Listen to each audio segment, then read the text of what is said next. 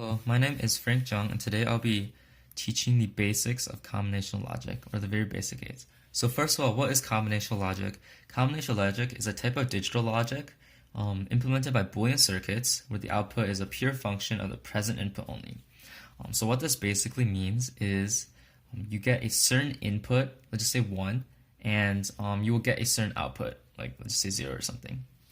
And the output is solely dependent on the inputs. So if the inputs change, the output which will change. So I'll just be going through the 6 basic type of gates used to implement combinational logic. So the first gate we have is the inverter. All it does is it takes in one input I and outputs one output O. And all it does is it just inverts the value, hence the name.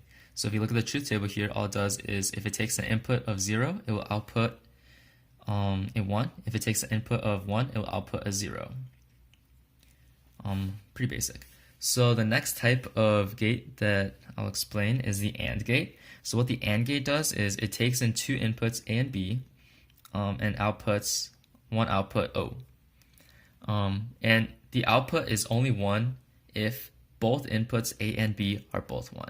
So as we can see at the truth table here, all of the outputs are 0 except for this last case where both inputs A and B are both 1.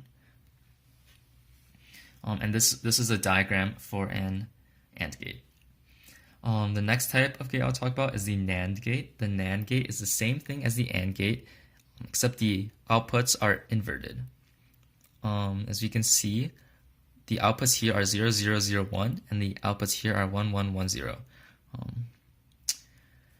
And then all we do to change the diagram from an AND gate to a NAND gate is we add a little circle here to the end of this gate. The fourth type of gate I'll talk about is the OR gate. The OR gate also takes in 2 inputs, A and B, and outputs one output, O. For the OR gate, the output is 1 if one of the inputs is, at least one of the inputs is 1. So as we can see here, for the case where both A and B are 0, the output is 0. For these 2 cases where one of the inputs is 1, it outputs 1. And for this last case where both the inputs are 1, it will output 1. Again, the next type of gate is a NOR gate. So again, it is just an inversion of the previous gate, where we just invert all of the outputs. So the outputs for an OR gate are 0, 1, 1, and 1. And the outputs for a NOR gate are 1, 0, 0, and 0. Again, to change the diagram from an OR gate to a NOR gate, all we do is we add a little circle to the end of this gate symbol. The last gate I will talk about is the XOR gate.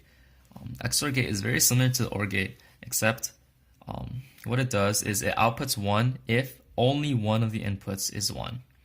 So if we look here at the first case where both the inputs are 0, it outputs a 0.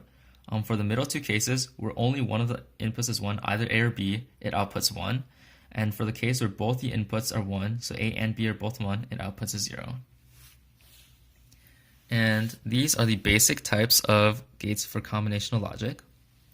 One last thing I will teach is that the NAND gate and the NOR gate are both logically complete. So what this means is we are able to implement any other gate using just NAND gates or NOR gates. I will do examples.